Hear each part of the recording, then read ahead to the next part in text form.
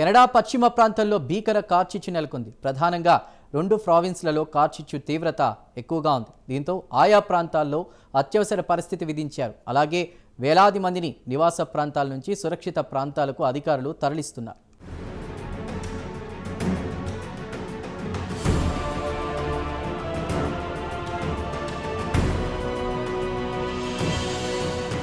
Canada పశ్చిమ ప్రాంతంలోని 2 రాష్ట్రాల్లో అగ్గి రాజుకుంది. ఎటు చూసినా భగభగమండే మంటలే కనిపిస్తున్నాయి. ఎగిసిపడుతున్న మంటలను ఆర్పడానికి ఫైర్ ఇంజిన్లు అనేక ప్రయత్నాలు చేశాయి. అయితే ఫైర్ బ్రిగేడ్ అధికారులు ఎన్ని ప్రయత్నాలు చేసినప్పటికీ మంటలు అదుపు కావట్లేదు. పైపెచ్చు ఇతర ప్రాంతాలకు కూడా విస్తరిస్తున్నాయి. దీంతో కార్చిచ్చు నెలకొన్న ప్రాంతాల్లోని ప్రజలను సురక్షిత ప్రాంతాలకు అధికారులు తరలిస్తున్నారు.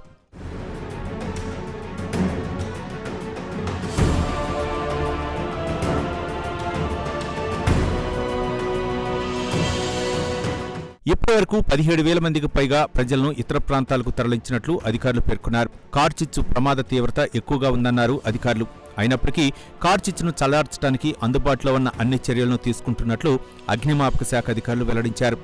మొత్తంగా దాదాపు 7 లక్షల ఎకరాల్లో అగ్గి రాజుకుందని అధికారులు తెలియజేశారు.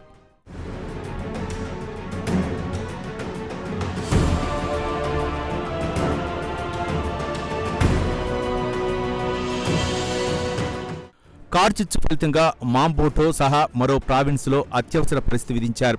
ఆయా ప్రాంతాల్లోని చిన్న చిన్న పల్లెలను ఖాళీ చేయిస్తున్నారు. ఇటీవల కాలంలో కెనడాలో ఇంత తీవ్రతతో కార్చిచ్చు నెలకొనడం ఇదే తొలిసారి అంటున్నారు అధికారులు. ప్రజలను సురక్షిత ప్రాంతాలకు తరలించడానికి కెనడా వైమానిక దళం కూడా రంగంలోకి దిగింది. మాంబోటో ప్రావిన్స్లో 1,73,000 ఎకరాలు కాలి బూడిదయ్యాయి. కాగా కార్చిచ్చు ఫలితంగా పెద్ద ఎత్తున పొగ గాలిలోకి వస్తుంది.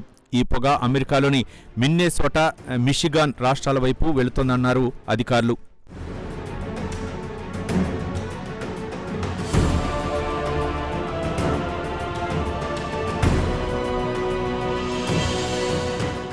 కార్చిచ్చులు ఏ ఒక్క దేశానికో పరిమితం కాదు, ప్రపంచవ్యాప్తంగా ఉన్నవే. అయితే ఇటీవల కాలంలో కార్చిచ్చు ప్రమాదాలు పెరిగాయి. అనేక దేశాల అడవులు కార్చిచ్చులకు ఆహుతి అవుతున్నాయి. కాగా 2019లో అమెజాన్ అడవుల్లో భారీ కార్చిచ్చు సంభవించింది. దాదాపు 3 వారాలకు పైగా అమెజాన్ అడవులు తగలబడ్డాయి. అమెజాన్ అడవులకు ఒక ప్రత్యేకత ఉంది. ప్రపంచ మానవాళికి 20% ఆక్సిజన్ అందించేది అమెజాన్ అడవులే. అమెజాన్ అడవుల్లో కార్చిచ్చును ఆర్పడానికి యుద్ధ విమానాలను రంగంలోకి దింపారు. యుద్ధ విమానాల ఎంట్రీతో కార్చిచ్చు తీవ్రత మెల్లమెల్లగా తగ్గింది. చివరకు కార్చిచ్చు ఆరిపోయింది.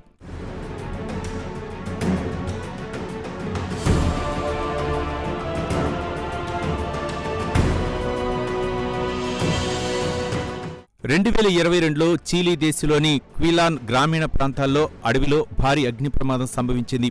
ఈ కార్చిచ్చులో చిక్కుని 13 మంది చనిపోయారు. దీంతో రాజధాని నగరమైన శాంటియాగోకు 500 కిలోమీటర్ల దూరంలో ఉన్న బయో నబుల్ అటవీ ప్రాంతాల్లో అత్యవసర పరిస్థితిని ప్రకటించింది చీలీ ప్రభుత్వం. చీలీ అడవుల్లో సంభవించిన కార్చిచ్చు కారణంగా దాదాపు 35,000 ఎకరాల్లోని చెట్లు అగ్నికి ఆహుతయ్యాయి. ఈ అగ్ని ప్రమాదం వల్ల కొన్ని రోజుల పాటు చుట్టుపక్కల ప్రాంతాల్లో వేడిగాలులు వీచాయి. చీలీ కార్చిచ్చు ప్రభావం సమీపాన గల పట్టణ ప్రాంతాలపై కూడా పడింది. అనేక చోట్ల ట్రక్కులకు అంతరాయం ఏర్పడింది. దీంతో ప్రభుత్వ అధికారులు అప్రమత్తమయ్యారు. ప్రజల్ని దగ్గరలోని సురక్షిత ప్రాంతాలకు తరలించారు.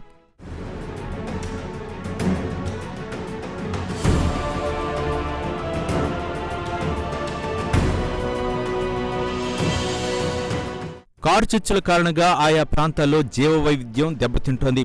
అడవుల్లోని చెట్లు, చేమలతో పాటు జంతుజాలం కూడా తీవ్రంగా నష్టపోతోంది. అనేక రకాల జీవజాతుల మనుగడ ప్రశ్నార్థకం అవుతుంది. అటవీ ప్రాంతాల్లో ఎడాపెడా సంభవిస్తున్న అగ్ని ప్రమాదాలు చివరకు ఆహార సమస్యకు దారితీస్తున్నాయి.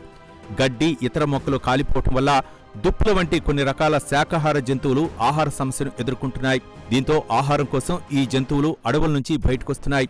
మైదాన ప్రాంతాల్లోని పంట పొలాల్లోకి ప్రవేశిస్తున్నాయి. పొలాల్లోని పంటకు నష్టం చేస్తున్నాయి. తీవ్రత ఎక్కువగా ఉండే కార్చిచ్చులతో అన్ని విధాలా నష్టమే. కార్చిచ్చుల దెబ్బకు కొన్నిసార్లు హెక్టార్ల మేరకు అడవులు తగలబడుతుంటాయి. ఫలితంగా అడవుల విస్తీర్ణం తగ్గుతుంది. అంతిమంగా జీవ వైవిధ్యానికి తోడ్పడే అటవీ పర్యావరణ వ్యవస్థలకు తీవ్ర నష్టం కలుగుతోంది.